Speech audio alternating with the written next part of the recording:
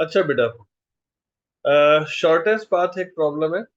Shortest path problem में क्या होगा कि आपको फाइंड आउट करना है कि दो वर्टेक्स के दरमियान सबसे स्मॉलेस्ट पाथ कौन सा है। ठीक है, आप लोगों को नजर आ रहा है ये जो मैंने शेयर कराया document? Hello.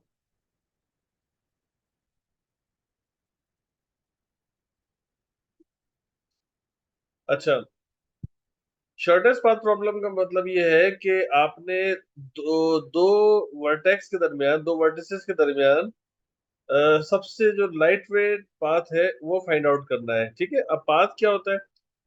A path is said to be the shortest path in a graph if the sum of weights of all those edges that are participating in the path is minimum. Shortest path की definition ये है कि अगर हम एक vertex से दूसरे vertex की तरफ जा रहे हैं और उन वर्टेक्स के दरमियान मुख्तलिफ दूसरे वर्टिसेस भी मौजूद हैं, ठीक है, तो उनका और उनके दरमियान जो एजेस हैं वो वेटेड है, तो ये इन तमाम का जो सम होगा अगर वो मिनिमम है तो वो शॉर्टेस्ट पाथ कहलाएगा। ठीक है जी। अच्छा जी।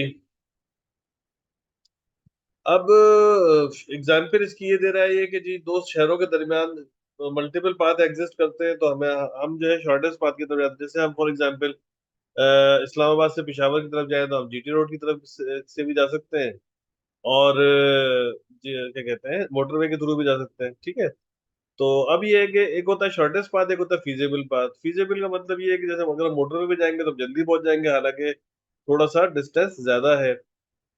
लेकिन अगर हम जीटी रोड से जाएंगे तो डिस्टेंस तो कम है, शॉर्टेस्ट पाथ तो है, लेकिन ये है कि बहरहाल दूसरे कंस्ट्रेंट्स की वजह से हम जो है वहां पर थोड़ा सा देर से पहुंचेंगे। लेकिन अगर इन टर्म्स ऑफ किलोमीटर अगर हम कहें कि जी डिस्टेंस के हिसाब से शॉर्टेस्ट पाथ कौन सा है, तो हम कहेंगे जीटी रोड है।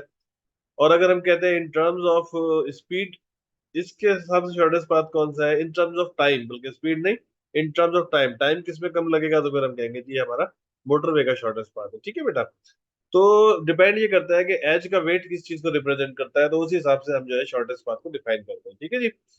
अब the shortest path problem is also known as single pair shortest path problem. ठीक है जी, इसे बाजों का single pair shortest path problem भी कहा जाता है। ठीक है। अच्छा बेटा, अब ये ग्राफ दिया गया है। अब वो ये कहता है कि जी अगर ए से लेके मुझे एफ तक जाना हो तो मेरे पास मल्टीपल पाथ एग्जिस्ट कर सकते हैं। एक पाथ क्या होगा, ए से लेके हम बी पे जाएंगे तो उसका वेट क्या है, 4 है। बी से लेके डी तक जाएंगे तो हम कहेंगे 4 और 10, ए से लेके डी तक का टोटल डिस्टेंस हो गया 14। फिर डी से लेके एफ तक अगर हम जाएंगे तो 14 + 11, तो ए बी डी एफ ये जो पाथ, जो वर्टिसेस विजिट करते हुए हम जाएंगे तो इसकी जो टोटल कॉस्ट बनेगी वो 25 बनेगी। अच्छा, अब ए से लेके एफ तक का एक और पाथ है, ए बी, बी से सी, सी से ई, ई से डी, डी से एफ, ये भी एक पाथ है। अब देख लेते हैं इसकी कॉस्ट क्या बनती है। ए से बी तक हम जाएंगे तो 4 है इसकी कॉस्ट। बी से सी तक जाएंगे तो 4 + 5 9 हो जाएगी। सी से ई की तरफ जाएंगे 9 + 3 12। ई से डी की तरफ जाएंगे 12 + 4 16। और डी से एफ की तरफ जाएंगे तो 11। तो A B C E D F ये एक पाथ बनेगा जिसकी जो कॉस्ट है वो 27 है। जबकि पिछला जो पाथ था ए बी डी एफ, इसकी कॉस्ट 25 थी। तो हम ये कह सकते हैं कि ये अभी तक हमने जो दो पाथ एक्सप्लोर करे, इसके जो शॉर्टेस्ट पाथ है वो ए बी डी एफ है। इसका एक तीसरा पाथ भी एग्जिस्ट करता है। हम ए से सी की तरफ जाएं तो इसकी कॉस्ट है 2। सी से ई की तरफ जाए तो इसकी कॉस्ट है 3, 2 + 3 5। और फिर ई से डी की तरफ जाए तो 5 + 4 9। और फिर डी से एफ की तरफ जाए तो 9 + 11 20। तो अब ये एक और बात हमें मिला, ए सी ई एफ, ए सी ई डी एफ, तो ये शॉर्टेस्ट पाथ है जिसकी कॉस्ट है 20। चूंकि ए सी ई डी एफ इसकी मिनिमम कॉस्ट है, तो हम कह सकते हैं कि जो ए सी ई डी एफ है, ए सी ई डी और एफ, ये जो है शॉर्टेस्ट पाथ को रिप्रेजेंट करता है। ठीक है बेटा। अच्छा, अब मिनिमम स्पैनिंग ट्री और शॉर्टेस्ट पाथ प्रॉब्लम का में डिफरेंस क्या है? मिनिमम स्पैनिंग ट्री क्या करता है कि आपके ग्राफ के तमाम वर्टिसेस को स्मॉलेस्ट कॉस्ट के साथ कनेक्ट करता है। ठीक है जी, एक ऐसा ट्री जनरेट करता है जिसकी जो है स्पैनिंग कॉस्ट जो है वो बिल्कुल मिनिमम है। ठीक है, मिनिमम स्पैनिंग ट्री जो है वो ये काम करता है। डिफरेंस क्या है मिनिमम स्पैनिंग ट्री और शॉर्टेस्ट पाथ प्रॉब्लम में? डिफरेंस ये बेटा कि minimum spanning tree deals with the problems of connecting a set of all the vertices with the smallest cost. Graph में मौजूद तमाम वर्टिसेस को वो कनेक्ट करता है मिनिमम स्पैनिंग ट्री, और उसकी प्रॉपर्टी ये कि स्मॉलेस्ट कॉस्ट के साथ, ठीक है। जबकि शॉर्टेस्ट पाथ प्रॉब्लम जो है only deals with the minimum cost path between the two vertices. Shortest path problem जो है वो दो वर्टिसेस के दरमियान जो है वो उसको शो कर रहा होता है, क्या कहते हैं, मिनिमम कॉस्ट को शो कर रहा होता है, ठीक है। यहाँ तक समझ में आ गई बात। अब एप्लीकेशन इसकी क्या है, सबसे बड़ी एप्लीकेशन तो आपकी गूगल मैप है, ठीक है जी। मैप जहां पर भी होगा वहां पर आपका ये जिक्स्ट्रा एल्गोरिथम की एप्लीकेशन है, ठीक है, और इस तरह के दूसरे एल्गोरिथम की एप्लीकेशन। इंटरनेट पैकेट राउटिंग, आपकी इंटरनेट की जो राउटिंग हो रही होती है डाटा की, यहाँ पर आपका जिक्स्ट्रा एल्गोरिथम चल रहा होता है। सोशल नेटवर्क के अंदर जो है वो, उसके अंदर जो मिनिमम कॉस्ट और मिनिमम पाथ फाइंड आउट करना है दो एंड्स के दरमियान, तो वहां पर भी जनाब आपका जिक्स्ट्रा एल्गोरिथम है। इसी तरीके से वीडियो गेम और बहुत सारे एप्लीकेशन हैं, केमिस्ट्री की यानी कि ग्राफ्स हैं, इस तरह के ट्विटर के ग्राफ्स हैं, जहां पर भी आपको शॉर्टेस्ट पाथ फाइंड आउट करना है दो एंड्स के दरमियान, तो वहां पर जो सबसे बेस्ट एप्लीकेशन है वो जिक्स्ट्रा एल्गोरिथम की है, ठीक है बेटा। टाइप्स क्या, अब इसके तीन जो है ना वेरिएशन है। शॉर्टेस्ट पाथ प्रॉब्लम की तीन वेरिएशन है: single source shortest path problem, single destination shortest path problem, और all pair shortest path problem, ठीक है जी। Single source shortest path problem, ये हम अब स्टार्ट करते हैं। Single source shortest path problem जो है वो ये कहता है कि हम एक नोड, ग्राफ के अंदर कोई भी एक नोड सेलेक्ट करेंगे और उस एक नोड से ग्राफ के अंदर तमाम नोड्स का जो है वो शॉर्टेस्ट डिस्टेंस फाइंड आउट करेंगे। बात समझ में आई।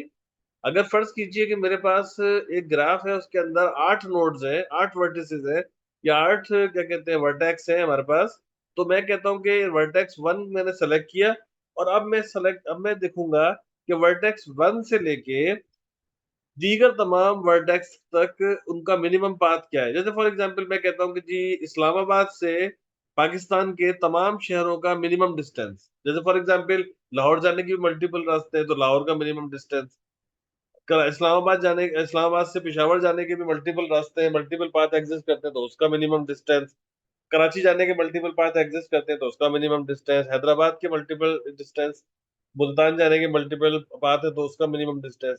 तो shortest single source shortest path problem के ये है, प्रॉब्लम ये कहता है कि आप एक नोड पे खड़े होते हैं और फिर वहां से नापते हैं कि दीगर तमाम नोड्स के दरमियान जो मिनिमम पाथ है वो कौन सा है। तो इसे कहते हैं सिंगल सोर्स, यानी स्टार्ट हम एक सिंगल लोकेशन से कर रहे हैं, और शॉर्टेस्ट पाथ प्रॉब्लम, और उसको मल्टीपल वर्टेक्स से हम शॉर्टेस्ट पाथ को फाइंड आउट करते हैं। इस सिलसिले में दो एल्गोरिथम हमारे पास होते हैं, एक जिक्स्ट्रा एल्गोरिथम है और एक बेलमैन फोर्ड एल्गोरिथम है। जिक्स्ट्रा एल्गोरिथम थोड़ा पुराना एल्गोरिथम है, तो इसकी जो शॉर्टकमिंग्स है उनको बेलमैन फोर्ड एल्गोरिथम ने जो है वो पूरा किया है, ठीक है बेटा। अच्छा, Dijkstra algorithm was introduced by a computer scientist, अब ये थ्योरी पढ़ लेना इसकी, ठीक है ना।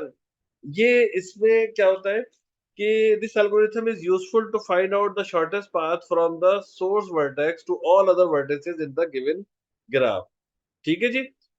ये जो एल्गोरिथम है ये शॉर्टेस्ट पाथ फाइंड करता है एक वर्टेक्स का, जो कि जिसे हम सोर्स वर्टेक्स कह रहे हैं, उसका शॉर्टेस्ट पाथ दीगर तमाम वर्टिसेस के साथ। It is a greedy algorithm, ठीक है। ग्रीडी का मतलब हमें पता है कि हम जो है वो इमीडिएट जो है बेस्ट सोल्यूशन देखते हैं, हम ग्लोबल बेस्ट की तरफ नहीं जाते, हम लोकल बेस्ट को देखते हैं, ठीक है। It can be use for both the directed graph and the undirected graph, ये डायरेक्टेड ग्राफ में भी चल जाता है डिजिक्स्ट्रा एल्गोरिथम, और अनडायरेक्टेड ग्राफ के लिए भी यूजफुल है। All edges of the given graph must have non negative weight, इसमें शर्त यह है जिक्स्ट्रा एल्गोरिथम चलाने के लिए कि आपका जो तमाम एजेस हैं उनका वेट नेगेटिव नहीं होना चाहिए, पॉजिटिव वेट होना चाहिए, ठीक है। नेगेटिव वेट अगर आएगा तो फिर जिक्स्ट्रा एल्गोरिथम सही काम नहीं करेगा। यही इसकी शॉर्टकमिंग्स थी जिसकी वजह से बेलमैन फोर्ड एल्गोरिथम जो है ना वो डिजाइन किया गया है, ठीक है बेटे। It means that Dijkstra algorithm is only applicable to a graph that has edges of non negative weights, ठीक है जी। अब जिक्स्ट्रा एल्गोरिथम क्या कहता है, जिक्स्ट्रा एल्गोरिथम कहता है कि स्टार्ट करें नंबर 1 और नंबर 8 पॉइंट है एग्जिट करें, इसके बीच में 2 से लेकर 7 तक पूरा एल्गोरिथम है। Number 2, step number 2 is set the cost of source vertex to 0 and all other vertex to infinity. हम जब जिक्स्ट्रा एल्गोरिथम स्टार्ट करेंगे तो जो हमारा सोर्स वर्टेक्स हो रहा है जहां से हम स्टार्ट करेंगे उसका जो है कॉस्ट, उस नोड की कॉस्ट हम 0 लिखेंगे, और बाकी तमाम नोड्स की कॉस्ट इन्फिनिटी कर देंगे। ठीक है।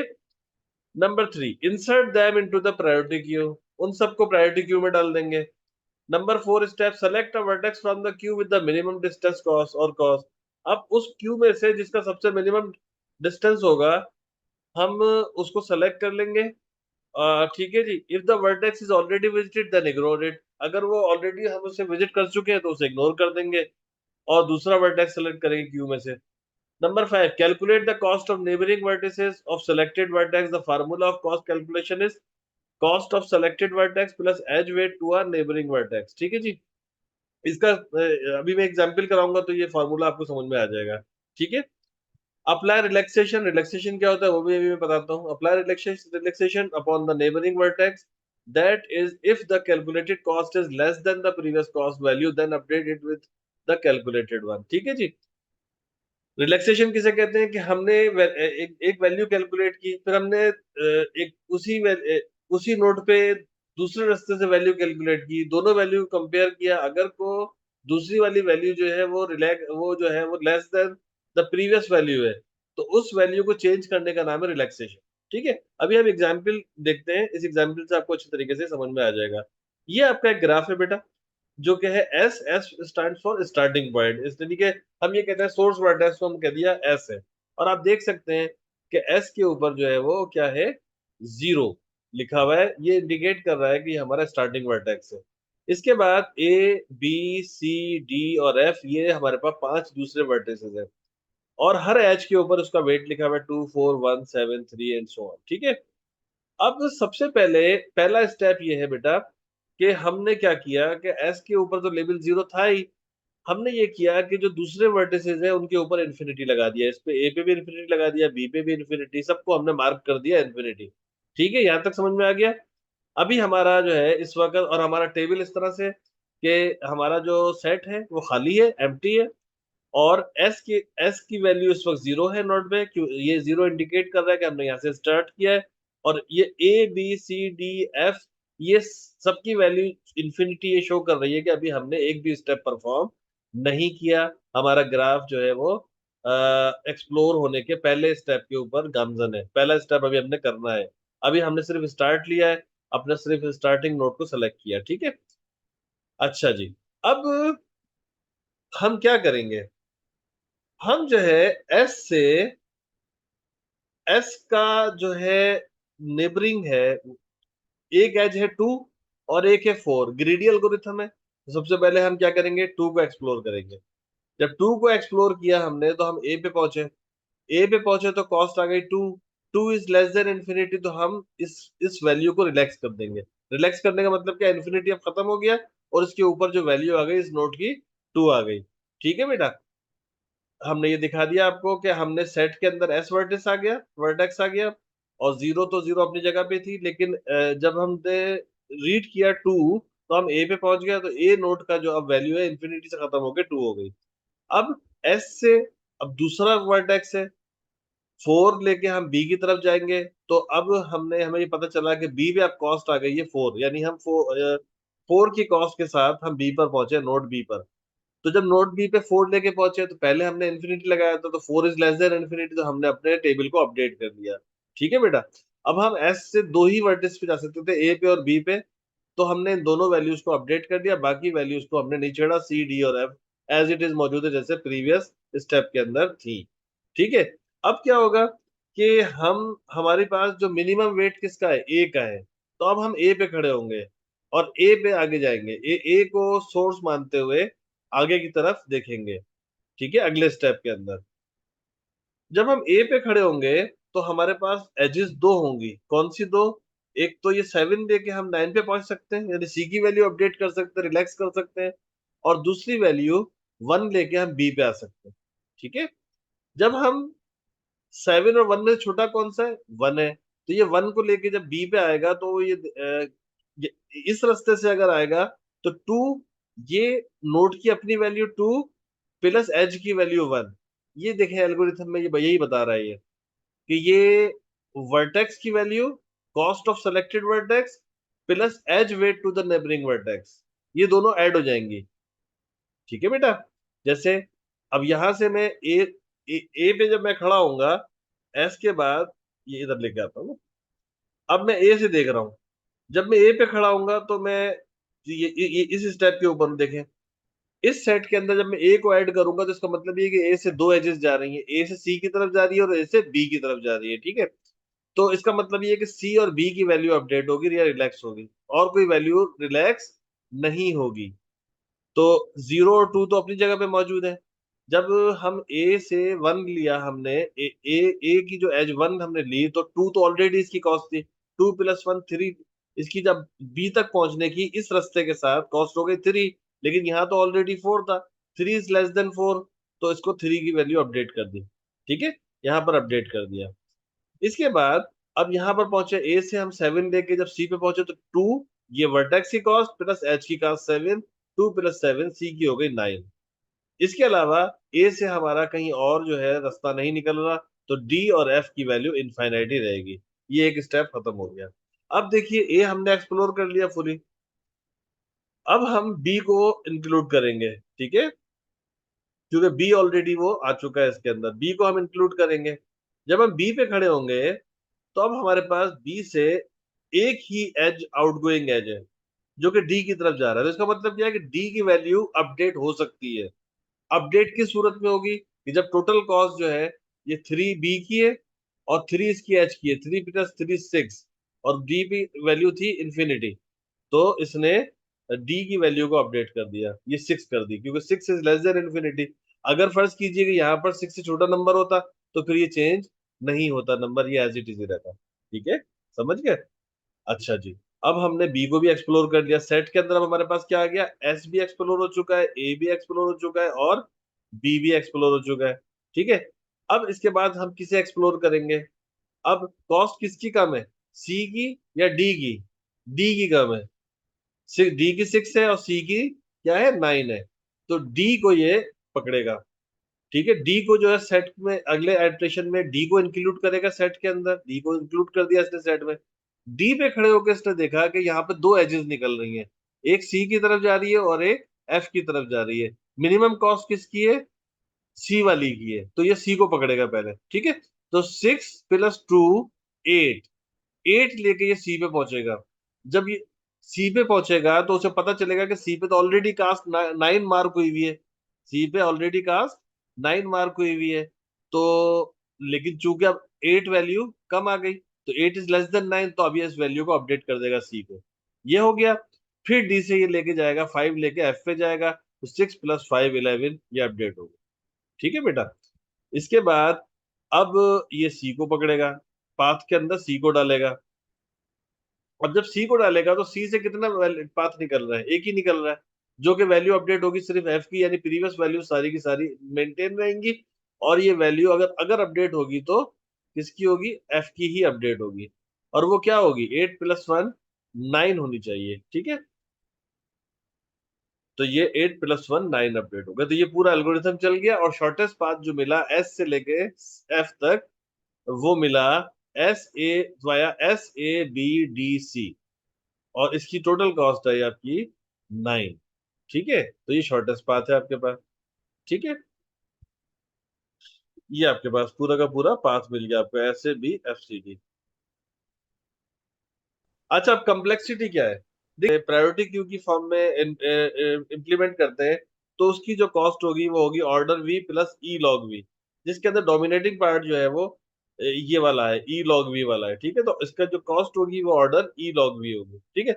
अब इसका ड्रॉबैक क्या है, ड्रॉबैक ये बेटा कि ये नॉन निगेटिव वेट के ऊपर काम नहीं करता ये एल्गोरिथम, अगर इसके अंदर कोई भी एक एज निगेटिव आ जाए तो फिर इसका जो रिजल्ट होगा वो क्या कहते हैं, एक्यूरेट नहीं होता, और ये रिजल्ट खराब होता है, इसका रिजल्ट जो है वो सही जनरेट नहीं होता अगर कोई एज निगेटिव एज आ जाए, ठीक है। इसकी एग्जाम्पल है, ये एग्जाम्पल है इसकी निगेटिव एज की, ठीक है। अब इन्होंने कहा जी ए से हम स्टार्ट करते हैं और बाकी 3 वर्टिस है, बी सी और डी। ए पे खड़े होके हम जा रहे हैं बी की तरफ, ए से सी की तरफ जा रहे हैं, तो ए की जो वैल्यू है वो 0, बाकी बी सी और डी को हमने कह दिया इन्फिनिटी। जब ए से हम 3 लेके जाएंगे बी की तरफ, तो इसकी वैल्यू रिलैक्स हो जाएगी, अपडेट हो जाएगी, तो वो क्या हो जाएगी, 3 हो जाएगी। इसी तरीके से यहाँ पर ए से वैल्यू 5 लेके हम सी की तरफ जा रहे हैं, तो ये अब ये देखें सी की वैल्यू रिलैक्स हो जाएगी, यानी कि 5 इज लेस देन इन्फिनिटी, तो अब इसकी वैल्यू 5 हो जाएगी। अब नोड बी की वैल्यू मिनिमम है, तो आप बी पे खड़े होकर देख लीजिए। अब बी पे खड़े होकर आप देख सकते हैं कि आउटगोइंग कोई एज नहीं है, तो इसका मतलब है कि बी जो है वो किसी दूसरे नोड की वैल्यू को अपडेट करने के काबिल नहीं है, तो ये बी खत्म हो गई। ठीक है, बी जो है हमने सेट में इंक्लूड जरूर कर लिया, ये देखें ये बी में सेट में जरूर आ गई, लेकिन उसने अपडेट किसी चीज को भी नहीं किया। अब इसके बाद यहां पर आप देखें सी पे आ जाइए, सी की वैल्यू 5 थी, लेकिन इससे एक आउटगोइंग एज जा रही है 2, तो 5 + 2, डी पे आप 7 लेके आ गए। ठीक है, तो अब क्या हो गया, ए सी डी यहां पर पहुंचे तो आपके पास डी की वैल्यू 7 हो गई, ये देख लें आप, डी की वैल्यू 7 हो गई। अब डी पे जब आप खड़े होंगे तो डी जो है वो बी की तरफ जा रहा है, तो 7 - 10, 7 - 10 विल गिव यू -3। ठीक है, आप जब बी पे पहुंचेंगे तो ये बी ऑलरेडी जो है बीच में लॉक हो चुकी है, ये बी ऑलरेडी विजिटेड हो चुकी है, बी खत्म हो गई है।